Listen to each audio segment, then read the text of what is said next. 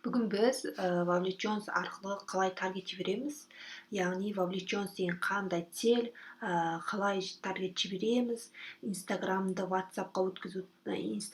қалай өткіземіз, сол туралы сөйлесетін боламыз.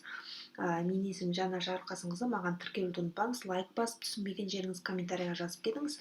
Ал ендеше кеттік. Қараңыздар, бұл біздің ATS менеджеріміз. Кірген кезде оны барлықтарыңыз уже білесіздер. Так, біз создать кнопкасын басамыз. Создать кнопкасын басып, біз обычный таргет жіберейін деп жатырмыз. Енді біз сол вовлеченность арқылы таргет жібереміз. Вовлеченность бізде міне. Бұл вовлеченность бізде нақты біздің өзіміздің аудиториямызды алып келеді. Мысалы, трафик таңдасақ, мысалы мынандай болады ғой, қараңыз. Трафикте бізде 50 клик деп тұру мүмкін, бірақ бізге жазған адам 20 болуы мүмкін, иә. Ал вовлеченностьпен жіберетін болсақ, бізде 50 клик болса, бізде 50 адам жазады. Нақты жазатын адам алып келеді. Көрдіңіздер ме? Оның несі мына жерден ақ оқуға болады, не? Нақты жазылып тұр, қарап оқып шықсаңыздар болады. Мен келесі сабақта сіздерге осы барлық 6 цельді таныстыратын болам. Кеттік дальше. Кетеміз. Біз мына астындағысын таңдаймыз вручную, яғни өзіміз новыйдан тереміз барлығын деген, я. Одан кейін бізде қазір 3 бет ашылады. Біз таргет жібергенде бізде барлық таргеттердің настройкасы бір. 3 компания объявление деп осындай, группа объявление осындай 3 бізде бөлім ашылады. Бұл бізде бірінші бөлім. Бірінші бөлімде біз мына жерде названиясын жазамыз. Яғни өзіңіз қалаған, жазбасаңыз да болады, жазсаңыз да өзіңізге көрініп тұрады. Яғни таргеттер тұрған кезде шатасып кетпес үшін жазып қойсаңыз болады. Мен жазбаймын, сіздерге просто көрсетіп жатырмын, уақыт өткізбей қояйын. И бізде все, далее кнопкасын басамыз мына жерде. Менде көрініп тұрған жоқ, төбесінен былай өтіп кете саламын. Яғни біз уже новый группа бөліміне өттік. Бұл жерде біз аудиторияны создавать етеміз. Яғни біз бірінші аватар клиент қылдық, аудиторияны сегментацияға бөлдік қой. Содан кейін оның барлығын жазып аламыз да, осы жерде аудитория құрамыз. Қанша жас аралығы керек? Бізге әйелдер ма, ер адамдар ма? Бүкіл Қазақстанға ма, тек қалаға ма деген сияқты. Қандай неге қызығады, интересіне қызығатын қандай адамдар керек деген осындай аудиторияны осы жерде біз белгілеп алады екенбіз. Так, бұл жерде қараңыздар, мына жерде біріншінде тұра береді WhatsApp-қа или Instagram-ға деген қозғамайсыздар. Одан кейін бізде мына жерге келген кезде бұлай Instagram мен WhatsApp-ты Instagram мессенджерді алып тастаймыз, WhatsApp-ты қалдырамыз. Егер сізге Instagram-ға керек болса, Instagram қалдырып, WhatsApp-ты алып тастайсыз. Түсінікті ғой? Instagram-ға өткізетін болсаңыз, птичканы Instagram-ға қоясыз. WhatsApp керек болса, WhatsApp-қа. Все, болды, қиын жоқ, осы ғана.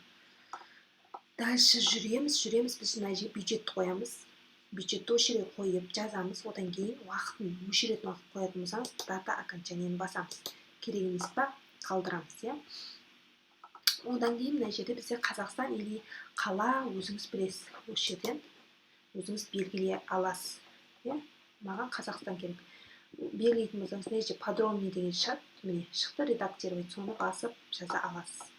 Одан кейін мынау приключить, мына жерде осыны көп жазуды басып, қалған аудиториямыз шығарамыз. Я, міне шықты. Қазір. Так, ойланып жатыр, қазір шықсын. Міне шықты. Мына жерде аудитория, егер сізде аудитория жаңадан создать ететін болсаңыз, осы жерден создать етесіз, или болмаса, мына жерде сохранить аудитория, бұрынғы біз сохранить еткен аудиторияларымызды осы жерден сразу тауып алсақ болады. Үстін бассақ, мына жерден бізге шығарып береді, тауып қоя аламыз. Одан кейін дальше кетеміз.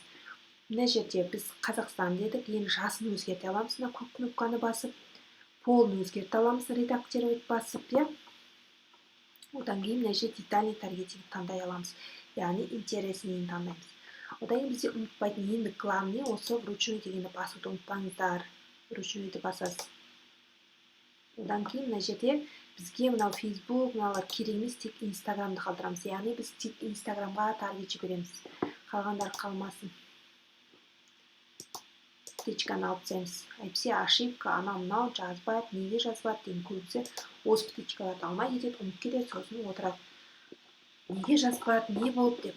Потом дальше последний объявление бөліміне өтеміз.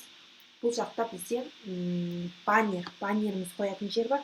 Баннер қоямыз. И все, опубликовать кнопкасын басамыз. Ашылып алсын, міне загрузка болып жатыр. Міне ашылды. Бізде там астан түсеміз. Наутроз Инстаграм дейміз. Дальше.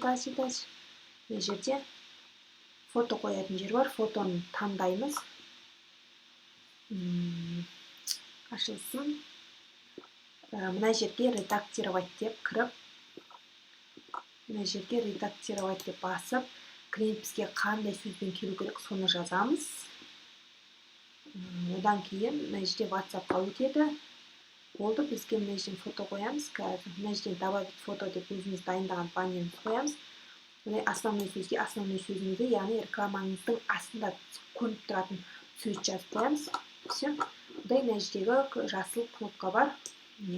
Опубликовать деп осы кнопканы басып, таргет жарнамамызды жібереміз. Ал сәттілік, маған тіркеліп қойыңыздар, комментарийға түсінбеген жеріңізді жазыңыз.